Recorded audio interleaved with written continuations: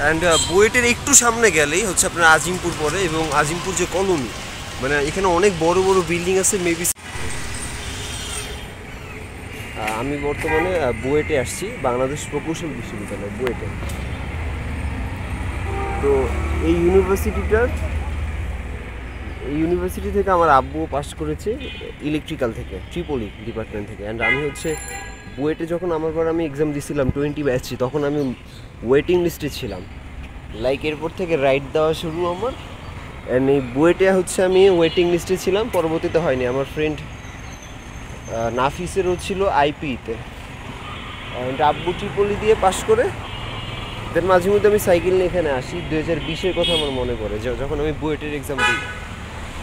দেন এই যে এটাই সেটা, ঢাকাতে অবস্থিত। এখন যাবো ঢাকা ইউনিভার্সিটিতে, ওখানে আমার পাশ হচ্ছিল, বাস চান্স মিস দিয়েছিল। That's it.